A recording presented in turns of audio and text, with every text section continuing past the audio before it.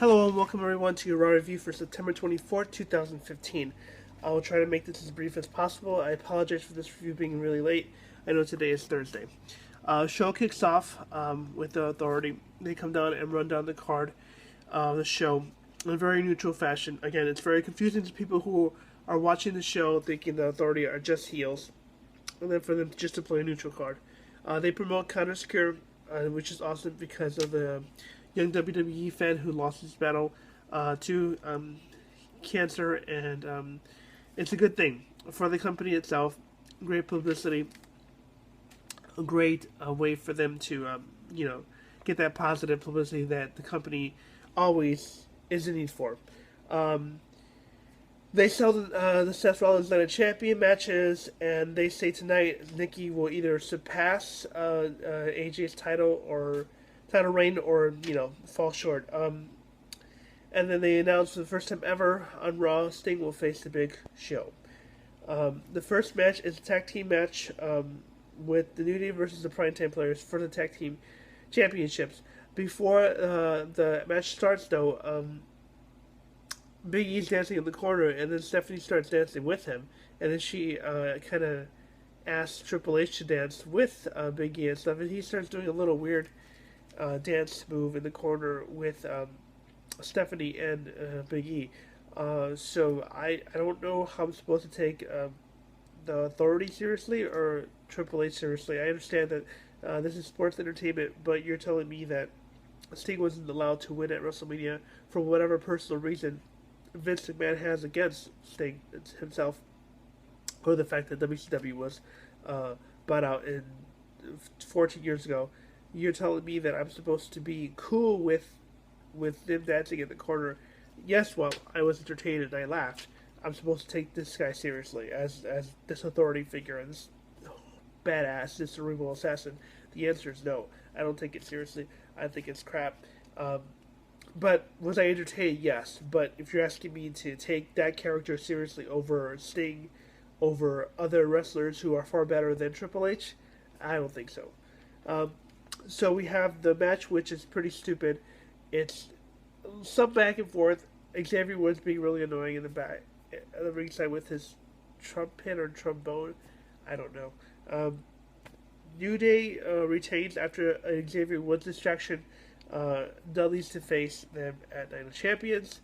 And they come out to the ring, to the top of the ring. Excuse me. They come out to the top of the stage and just a stare down. The next segment is Triple H, Stephanie, and Rollins. And then he says Triple H sets up Cena versus Sheamus later on for tonight. Stephanie asks Triple H if he wants to dance again, and Triple H says no, they have to pay for that. Next segment is Charlotte is introduced by Renee Young, and Ric Flair is there. Charlotte says she wants to carry Dad's legacy. Ric Flair hypes up the Divas Revolutions, which isn't a Divas Revolutions, but, yeah. So, Charlotte and her dad, and then segment with a woo! Next match, this should be better than previous Divas matches, is Paige versus Sasha. After a German suplex, German says that Naomi and Tamina, after German suplex by Paige to Sasha, Cole says that Naomi and Tamina, show concern for Charlotte. This guy is supposed to be your lead commentator, your lead announcer, and he doesn't know the difference between Sasha and Charlotte. Now, that's a really big difference. Charlotte's really tall, and Sasha is not as tall as Charlotte. And Charlotte has blonde hair, Sasha has red hair that's in need of another dye job, and Sasha's awesome and so is Charlotte. So how can you confuse Charlotte with Sasha? I mean, are you even watching this match? You have to ask yourself that question when you're looking at Cole and when you're hearing his commentary, when you catch his mistakes. It doesn't even know who's in the ring. Team Bad beat down on Paige and Becky after the match. Sasha wins with a distraction, I guess. I don't remember. She makes Paige tap out with bank statement. Miss TV segment with the segments. Miz TV with the Wyatts. Miz says he is the partner of Dean Ambrose and Roman Reigns at Hell in a Cell. It's not Hell in a Cell, Miz. It's Night of Champions. Another bot. She must be hanging out with Cole too much. Ambrose attacks Miz at one point because they come out. Ambrose says they have a partner. They just do this stare down thing where they give Roman the mic for some reason. He starts talking smack to Bray in his face. He's like, "Oh, you know," he says something mean and tough, and I don't know. I don't buy the whole tough guy Roman Reigns thing. He was better than Shield. Roman Reigns to me is pretty awful, but that's not my point. My point is that this was a horrible segment. Glad it finished. It was a little bit too long. I hope that they make the right decision. They let Roman Reigns turn heel so he can give Dean Ambrose that push that he needs, and I hope that the Wyatts win and then the champions. Next we have Cena versus Sheamus for the 2000th time, I guess. Cena wins with the attitude adjustment. Horrible match. Nothing spectacular. Cena's garbage. Cena can go ahead and grant all the wishes he wants. That's fine. Cena can go ahead and sell all the t-shirts he wants. That's fine. But Cena's garbage in the ring. That's my personal opinion. There's a lot of people who might agree. A lot of people who disagree. That's fine. But I don't like John Cena. When I see him in WWE live events, when I see him on TV, I don't care. I don't get excited. I don't clap. I don't vote. I don't do nothing. I just sit there and hope that it's over sooner than later. That's it. John Cena has enough money. He never has to wrestle again. John Cena's first marriage failed. He's never going to marry Nikki Bella. That's it. Ryback comes out to cut a promo. And then he does Elvis impersonation. He says, "I'm all shook up" or something. Awful. Ryback starts talking too long. And then he starts talking about Kevin Owens. Kevin Owens talks about the book The Secret because Ryback mentioned it. He says he went to sleep because Ryback read it. He calls the people who like the secret garbage. Owen tries to throw the book out. He misses. Ryback trolls him and says, "You look like you missed." And then he throws the cover to Ryback's face. And then Owen calls him a weak little boy. Ryback versus Owens and Night of Champions is set up. Ryback starts his chant, then Owen walks out. They mentioned Hogan's title loss to Sting at Starrcade because all throughout the night they were showing highlights of Sting's career. And they actually mentioned Hogan, but they didn't say Hulk Hogan, they said Hollywood Hulk Hogan. You must excuse me, I'm getting over a cold, so if I sound kind of funny, it's because my nose is kind of, yeah. Next, they have a pretend match between Stardust and Ascension versus Eva and Lucha Dragons.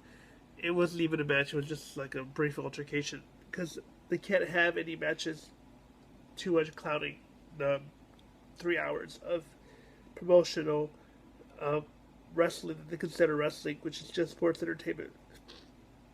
Sorry, again, my nose. Then we have a Divas title match. This happened because Nikki is with Cena. This only happened because of that. The announcers start talking about Nikki Bella like she's a face. They start telling us that she is a defending champion and she works so hard. They start just bragging about it. Like they start like force-feeding the fact that Nikki is so awesome. And if she does this, she's going to surpass AJ Lee. Nikki Bella is an athlete. I'll give her credit for being an athlete and training hard or whatever. But before this match happened, on Instagram, she was bragging about how her man, Cena, told her never give up. My dream's going to come true, blah, blah. Her man, Cena. The only reason she is in this position is because she's dating John Cena, not because she worked hard. So the thing I take away from this, because Cena is a jerk backstage. Cena's girlfriend, not wife, never will be his wife because he's not married Nikki Bella, period. If he marries her, I'll be shocked. Nikki is only going to be AJ's record because she is dating John Cena. And they said that Nikki started the revolution. Nikki gets the John Cena treatment. Let's go, Nikki. Nikki sucks. The crowd chants. So that's what you want to be. You want to be a clone of your boyfriend, where some people hate you, some people like you. It's really stupid. That's what you aspire to be. You already got fake implants in you, and again, that's your business. But that just to me is a part of insecurity. if I'm a man or a woman, obviously I'm a man, and I have to add something to my body because I don't have it naturally. That doesn't make me better than you, or you. I have my own issues with my body, but I'm not gonna go to a doctor to fix that unless I have to medically. So for me personally, I don't buy that whole plastic surgery stuff. But yeah, that's my opinion. If you think it's wonderful, that's great. Nikki Bella makes history. AJ Lee lost to Nikki. Just the whole match, just ugh. They barely even like give any credit to Charlotte. Nothing. It's like Charlotte doesn't matter. Charlotte just got there because of her father. That's it. That's what they make it seem for Charlotte. Brie gets involved. She gets pinned. Charlotte celebrates with her father. Fantastic. Everyone's happy. Everyone who wanted Nikki to lose is happy, right? Stephanie Musicets, she comes out and says that because of what happened, uh, uh, Nikki gets automatically disqualified. So, Nikki's still the champion. However, Charlotte will face Nikki at Night of Champions, and that's it. So they start celebrating outside. Nikki's put on the shoulders of Alicia Fox and her sister Brie, and they're just like celebrating like they just won the biggest thing in the world. And for those who love Nikki Bella, dude, that's cool. I'm down for you liking her. But understand, there's a lot of things that make her insecure in the eyes of people who don't like care for the plastic surgery thing. I understand the idea of having makeup because you're on camera. I got that. But to get plastic surgery because you're not happy with the body you were given, it doesn't make any sense. I want to have like massive arms. I'm not going to get like fluid injections or the plastic thing they talk about where they inject stuff so I can make this bigger. I'm not going to do that. I'm going to work on it if that's what I want. So ideally, I don't personally understand the point of plastic surgery if it helps with your self-confidence. I don't know how because it's not really you. You put something that's not real in your body. You put something forward. The whole Nikki Bella thing is disgusting. I hate it. The stipulation for the champion is if Nikki loses by counter or DQ, she loses the championship. Who cares? As someone said online, it's like Die Hard. It's like you're watching Die Hard and John McClane stops a terrorist after all the hostages are dead. It's done already. They obviously hate AJ Lee for quitting. They obviously hate AJ Lee because she married CM Punk, and that's her decision. That's fine. I totally respect AJ Lee for leaving the company on the terms that she did. She didn't say F you. She didn't screw over. She quit. She quit. She just had enough. She quit, and there's nothing wrong with that. And you're going to just disregard all of her hard work she did just because she's married to a guy who left the company. It's just two things, too much politics. It wasn't like this a long time ago. A long time ago, when there was two different companies, WCW, WWF, there was a lot of people getting a chance at the spotlight. Now it's just only what John Cena wants and what his girlfriend wants. Expect Nikki to retain the Night of Champions. Then we have Rusev versus Cesaro, and it's a pretty good match. It's a little too short though. Crowder is really into Cesaro. Cesaro pins him off a distraction because Ziggler's at ringside giving Summer Rae a present. I don't know why they're trying to split up Dolph Ziggler and Lana. I understand Lana has an injury and she'll be out, but I don't understand the point of this. Cesaro pins him in sort of like a weird crucifix type maneuver where he hooks the Grapevine's leg and he has one arm behind his back. Again, it's very unique. Cesaro wins by pinfall. Rusev eats a super kick at the end of the match, and then after that we have a St. Jude's Children's Hospital promotion sponsoring Condo's Cure, which is a great cause. I have to mention this because there's so much stuff that WWE does that's anti-bully stuff or whatever, and that's a bunch of crap because we know that the majority of the programming has bullies do stuff to people who are smaller than them, who are weaker than them, or we have someone who's the face of the company beating up a guy who could almost be a senior citizen, and they think it's fair because I lost a match at Night of Champions, because I've never had a championship match ever, and I've never been U.S. champion ever. That's John Cena for you. But hey, that's awesome, whatever. Seth and Big Show talking backstage for a second. That's not important. Rusev and Summer arguing backstage, and then Summer opens her gift in some sort of like necklace or earring or something stupid like that. And then we have backstage segment with Seth Triple H and Big Show, they're talking about Nikki, and they say what a fantastic thing Nikki did, and just, again, more insult to injury. If you're into that whole sort of thing, it didn't matter to me if AJ and Lee's record was broken, but the fact that, like, it was even mentioned, if you don't care about someone and you don't care about what they did for you in the company and that person's done, it doesn't really matter if they surpass your championship, but expect them to make someone beat CM Punk's record of 434 days, and that person's going to be Roman Reigns, whether you like it or not, and I don't like it. They hype up the Sting versus Big Slow. Slow is a problem solver, and that's Triple H.